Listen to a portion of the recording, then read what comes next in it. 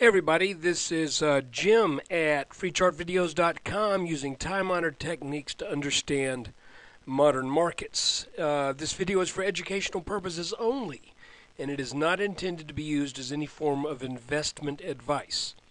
I can draw lines on charts, but you and only you can draw your own conclusions from your own due diligence and make investment decisions that are suitable for your financial situation.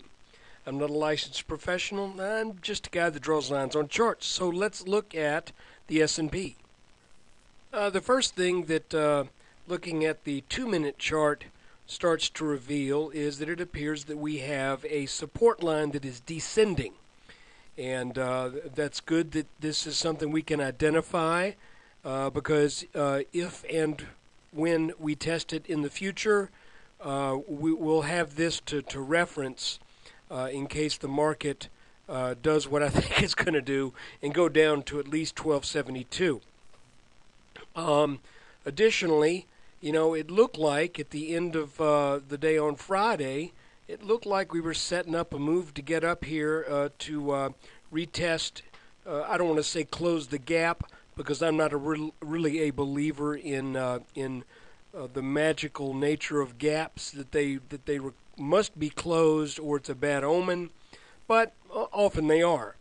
And I was thinking maybe we were going to try to make a go for that to get up maybe close to where this gap down was, but the news over the weekend with the tsunami, earthquake, and now the nuclear reactor failures in Japan, I think weighed pretty heavy on the markets. I think that's kind of stupid, to be honest with you. I don't want to sound cold-hearted here, but if anything, I mean, what happened is tragic, and it's really sad. And those folks in Japan should be in our thoughts and prayers. And if you can, help out with humanitarian aid in whatever form you can. But when we're talking about the markets, we're talking about what does this really mean in the long run. And I think in the long run, it actually, while it is a terrible blow to the Japanese economy, it will likely eventually create opportunities for the rest of the world because Japan is a large exporter and a small importer. This is going to hurt their production. This is going to hurt their exports. That means American businesses and other businesses around the world will be relying more upon, well, there'll be a greater demand for those same goods that typically have come from Japan. And also, there are certain things that Japan will now have a greater need for importation of some of the raw materials and building supplies that will be required for the rebuilding effort. So I know that sounds kind of cold-hearted, and I don't want to sound that way, but with that in mind, you can kind of understand why the U.S. markets were down.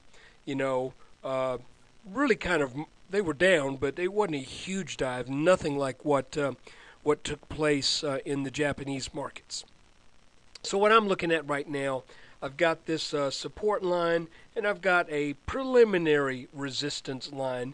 And this may not, we'll know when we get the first peak get turned back. But this is a guess right now. So I'm thinking this little channel looked like it was setting up to test up. We broke down under that. And so I don't think we really need to worry about this anymore. I think what we need to watch is this. And this gray line, well, we'll make it something other than gray. Let's make it the same color. There we go. And in the larger picture, as we look at an hourly chart, you can see that I'll tell you what, I'm going to move this line right here. I'm going to redraw it. Because if we get a good bounce here, you know what I'm thinking? I'm thinking instead of this being a major turning point, which it still could be, we need to watch it. But we also need to be open to the idea that maybe this develops into really kind of a sideways to down motion that ends up putting us into a bullish flag. I'm open to that idea. I'm not saying for sure that's going to happen, but when we start to see where we bounce and where things go, it is possible that that this is what we get for the next few weeks. We just kind of go sideways and nothing really gets accomplished that much, except for the markets kind of doing an orderly turnover of weak hands going to some stronger hands, and then we go for another leg up. Again, I'll reiterate, nothing for sure at this point. I don't really see a pattern that says anything definite other than a short-term minimum of about 1270 to 1272. I do think that will happen. Anyway, that's the S&P for March 14th, Monday. If you got something out of it, please come join us at freechartvideos.com. Consider signing up for the forum and sharing your ideas. I really want to try to get a little bit more going on with that.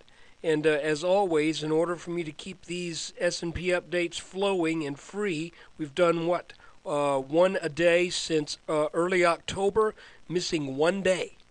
I've missed 1 day. So if that has any value to you, consider a donation if this helps. If not, don't worry about it. If you think I'm full of beans, then you know there's lots of other people on YouTube that you can seek out to validate your opinion. I'm just trying to read the chart, and I'm doing it by drawing lines. So take care. There'll be another video tomorrow.